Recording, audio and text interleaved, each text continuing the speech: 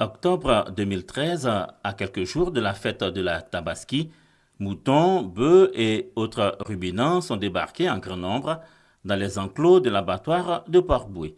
Pour l'essentiel, ils proviennent des pays de la sous-région. Plusieurs semaines après, pas grand-chose a changé. Du Mali, du Niger et du Burkina Faso provient encore et pour longtemps l'essentiel du bétail consommé en Côte d'Ivoire. Ça nous fatigue, comment on fait? Parce que Côte d'Ivoire ne produit pas des animaux. S'il y en a en Côte d'Ivoire ici, il n'y a plus de problème.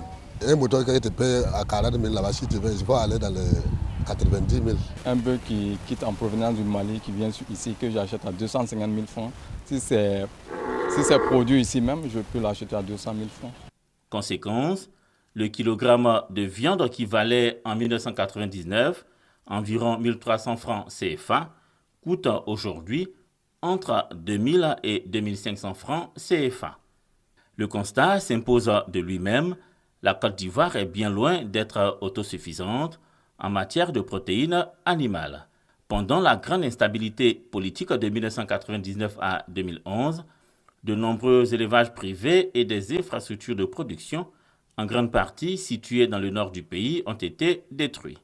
La crise passée, il est désormais question pour l'État de mettre en œuvre une nouvelle vision de développement durable et harmonieux du secteur de l'élevage. Surtout dans le domaine du bétail, l'État a mis en place une politique de relance de cette filière et cette relance nécessite qu'on mette en place des projets.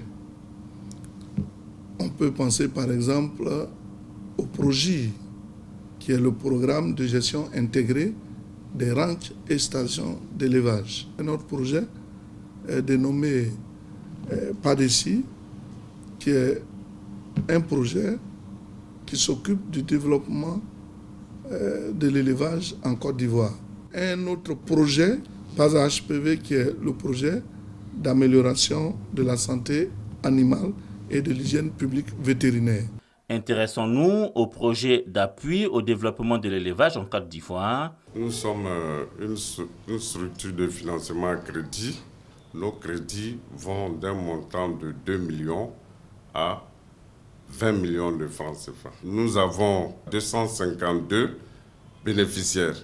Autre programme clé de la politique nationale de développement de l'élevage, le projet de gestion intégrée des ranchs et stations. La Côte d'Ivoire est dépendante à hauteur de 83% de lait et 55% en viande. Le travail qu'on fait, le projet de gestion intégrée des ranchs et stations, c'est de mettre à disposition, à terme, ça se mettre à disposition des animaux performants en poids carcasse et aussi en lait. Quand un éleveur a un animal qui fait autour de 500 kg, 700 kg, déjà ça lui fait une plus-value déjà au niveau de la vente.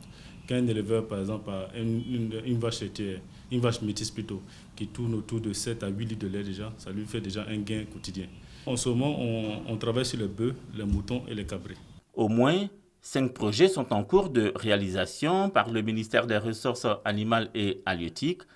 Leur exécution permettra à la Côte d'Ivoire d'envisager sereinement son autosuffisance en protéines animales. En réorganisant cette filière, notre souci, c'est de sensibiliser tous les éleveurs à faire de la production au niveau local.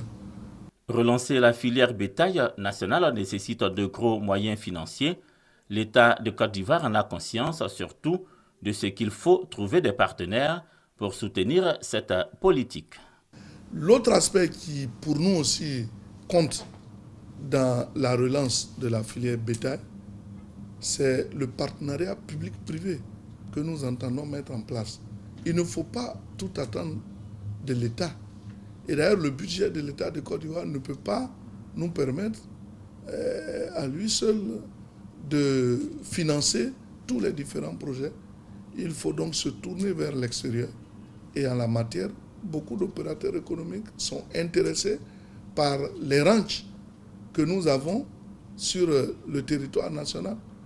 Ce sont au moins 20 milliards de francs CFA que la Côte d'Ivoire dépense par an pour importer de la viande, des abats et dérivés pour un volume annuel de plus de 50 000 tonnes. Une donne que le gouvernement est engagé à changer par une politique volontariste de relance de la filière bétail nationale.